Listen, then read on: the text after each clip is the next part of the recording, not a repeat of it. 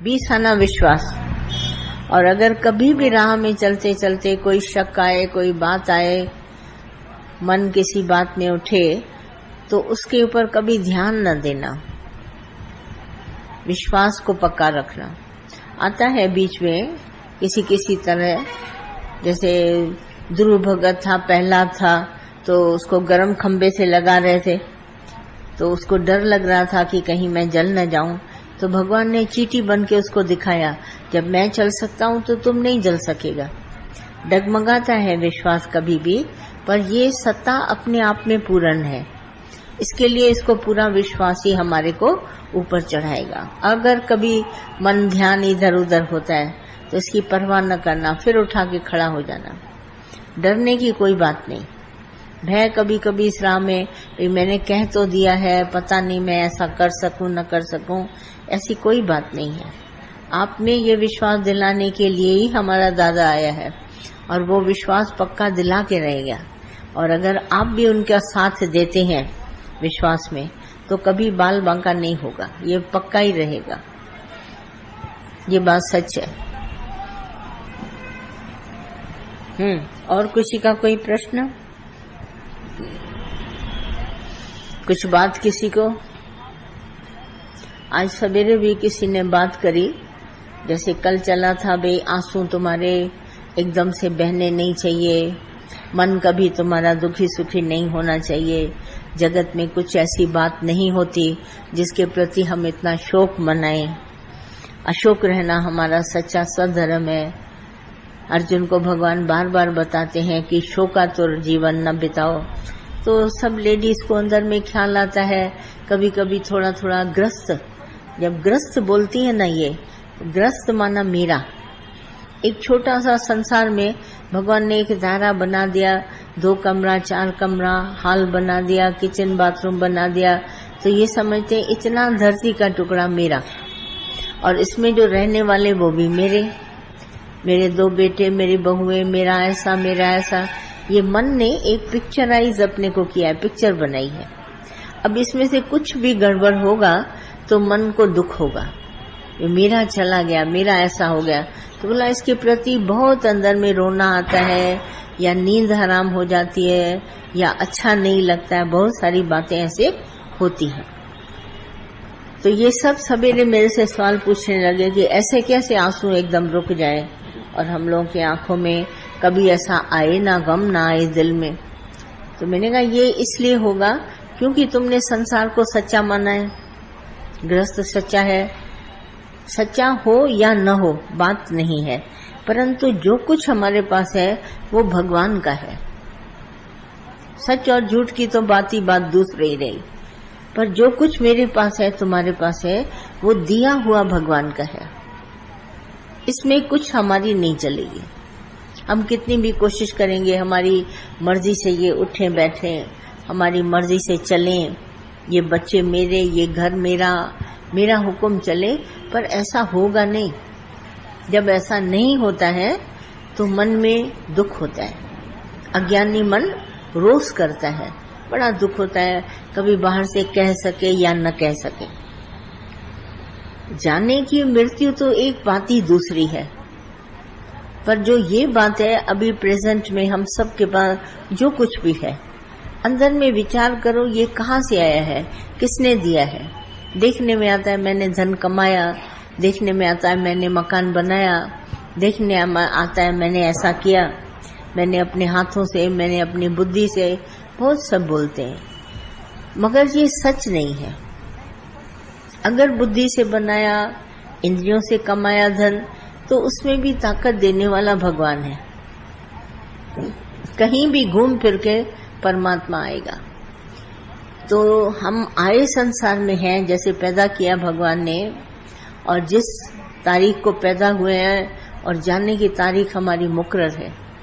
हम अपनी मर्जी से आए भी नहीं है और अपनी मर्जी से जाएंगे भी नहीं, और ये संसार में आए हैं, और जो कुछ हमारे पास दिया हुआ है वो भगवान का है। ये अगर हमारा विश्वास है तो वो एक भी न दे और 10 भी हमारे से हर ले तो हम कुछ नहीं कर सकते। तो जब हमारी को पूरा ये ज्ञान आ गया, ज्ञान माना हमारी को एक संसार की समझ, संसार किसने बनाया, कहाँ से आया, कैसे चलता है संसार, इसको चलाने वाला कौन है, इसको आगे आगे बढ़ाते उन्नति की राह में कौन चलाता है, नष्ट कौन करता है, ये सब जब हमको ज्ञान आ जाता है तो हमारा जो विचार है, मनुष्य चोले का जो विचार, वो शांत हो जाता है, मन एकदम शांत हो जाता है। भाई ये बातें हमारे हाथ में नहीं है।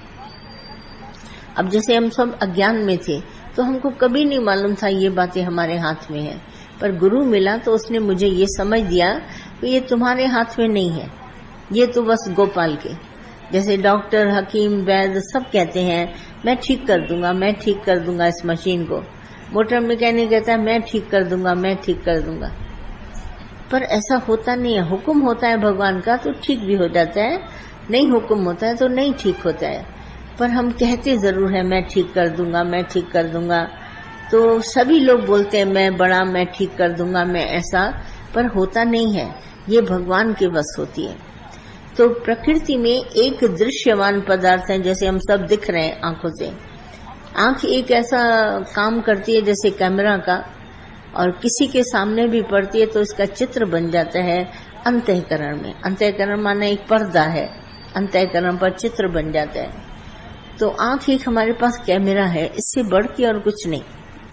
और जो हम चित्र देखते हैं या अंतःकरण में बनता है, उस पर बुद्धि फिर चलाती है अपनी, कौन है, ये सच्चा है, अच्छा है, बुरा है, छोटा है, बड़ा है, कैसे आया, क्यों आया, ये बुद्धि चलती है। तो एक ये दृश्यमान सारा जगत जो मेरी आंख से पिक्चर बनाता है, और दूसरा जगत एक ऐसा है जो पर्दे पर दिखाई नहीं देता, चित्र नहीं बनता, उसको अदृश्य चित्र कहते हैं। वो फिर मन अपने आप से मैनिपुलेट करता है, माना बनाता है, क्रिएटर है। जैसे किसी को बरसों पहले देखा होगा, उसका विचार अंदर बैठ गया, अब उसी के बारे में सोचते चला जा रहा है। वो प्राणी है नहीं, परंतु उसी के बारे में सोच, रात को सपना देखता है तो सपने में उसको वो आता है, तरह तरह का उसके लिए विचार करता है। अदृश्य, दृश्य नहीं है, परंतु अपनी कल्पना से दृश्य को बनाता है और उसके बारे में सोचता है। तो इस तरह से सोचता, विचार करता, अपने आप को अहंकार से आकर कर्म बनाता रहता है अदृश्य में, जबकि वो वस्तु एग्जिस्ट भी नहीं करती, होती भी नहीं, पर कल्पना के संसार में खोया रहता है। एक अदृश्य पावर, अनसीन जिसको कहते हैं, जिसको हम देख भी नहीं सकते, सोच भी नहीं सकते, वो है परमात्मा। आप जिसके बारे में कितना भी सोचने की कोशिश करेंगे, मगर सोचते सोचते फिर थक जाएंगे। कितना भी सोचो इसके लिए वो प्रॉब्लम हमारी सॉल्व नहीं होती, वो भी अदृश्य है। और वो एक ऐसी पावर है, ऐसी शक्ति है जो सभी के अंदर कण कण में है। एक नहीं ऐसी जगह पर सिर्फ एक वस्तु भी उसी जगह पर मिलती है, ऐसा नहीं, वो वस्तु कण कण में समाई हुई है। एक तो अदृश्य कल्पना हुई इंडिविजुअल, भाई उसी के पास है कल्पना, दूसरे के पास नहीं है। पर एक ये अदृश्य पावर वो कण कण में है, सभी जगह तुम्हारे को व्यापक तत्व नजर आएगा। कोई ऐसा नहीं कह सकता यहाँ भगवान नहीं है, वहाँ भगवान नहीं है, भगवान सभी जगह है। और ऐसा भी नहीं है देखने में आता है, देखने में भी नहीं आता, भाई सुनने में आए, सुनने में भी नहीं, सभी क्रियाओं से अलग है, सोचने में भी नहीं आता। तो वो जो अदृश्य पावर है संसार में, वो हर जगह कण कण में व्यापक बोली गई है। व्यापक माना ऐसे ओतप्रोत है कि ऐसा कोई स्थान खाली नहीं जहाँ ये पावर न हो, है ही है। तो जो बात दादा कहते थे है ही है, उस पर हमारे को केवल गुरु के द्वारा, अपने से नहीं विश्वास आएगा। आप कितना भी यत्न करो, और गुरु भी ऐसा चाहिए जिसको खुद को विश्वास है, और उसको वो तुम्हारे को विश्वास दिला जाएगा। विश्वास हम सब के अंदर है, पर जगाने वाला कोई गुरु चाहिए। तो जिसके अंदर ये ज्योत जलती है विश्वास की, दादा कहते थे मेरे पास आओ तो मैं तुम्हारे अंदर इस ज्योत को जला दूंगा। विश्वास उसका है, तो विश्वासी के संग में रहकर, जैसे मिसाल देते थे दादा, जले हुए दिए से जला हुआ बुझा हुआ दिया जल जाता है, ऐसे विश्वासी के संग में रहकर विश्वास जग जाता है। सभी के अंदर है, कण कण में विश्वास है। प्राणी के अंदर, पशु के अंदर, जीव जंतु सभी जगह वो विश्वास जो है बिल्कुल ऐसा है, अदृश्य, दिखाई नहीं देता, समझ में भी नहीं आता, बुद्धि भी ऐसी नहीं कोई इसको समझ सके, न दिखाई देगा। और ये विश्वास काल्पनिक नहीं होता, कल्पना का नहीं होता, पर ये विश्वास बिल्कुल सत्य है। तो ये जो सचपने का विश्वास हम सब के अंदर गुरु जगाता है, केवल गुरु जिसके अंदर ये विश्वास जगा हुआ है वो एकदम विश्वास को जगा देगा। जिसको हम ज्योत भी कहते हैं, जिसको हम ज्ञान भी कहते हैं, जिसको हम तत्व ज्ञान भी कहते हैं, वो अंदर जागृत हो जाती है सबके अंदर। पर एक बुझा हुआ है तो जला नहीं सकते। तो इसके लिए क्या है, साध संगत और ऐसा सतगुरु चाहिए जो तुम्हारे अंदर उस ज्योत को जला दे। और ज्योत का एक बार ज्योत जल गई, अब ये बुझेगी कभी नहीं। सब लोग कितने बोलते हैं, अरे विश्वास तो आ गया, क्या पता ये विश्वास रास्ते में ऐसा हो जाए। बोला नहीं, ये विश्वास जगा है तो जगा ही रहेगा। ये जागने की अवस्था है विश्वास की। तो जिसके अंतर विश्वास आया, जैसे हम 2 पैसे के नमक में विश्वास रखते हैं, बाजार से लाते हैं नमक और बेधड़क अपने पतीले में डालते हैं, नमक लिखा हुआ है, पैकेट है, बरसों से खा रहे हैं, हमको कभी उसके प्रति शक नहीं आया कि क्या पता ये नमक ना हो, पर हम खाते हैं। शक्कर है, नमक है, दवाइयां है, बहुत ऐसी चीज है जिस पर हम विश्वास करते हैं। तो परमात्मा है, मौजूद है और हर जगह मौजूद है। ऐसा कोई स्थान खाली नहीं जहां भगवान न हो। जल थल सारे संसार में मौजूद है।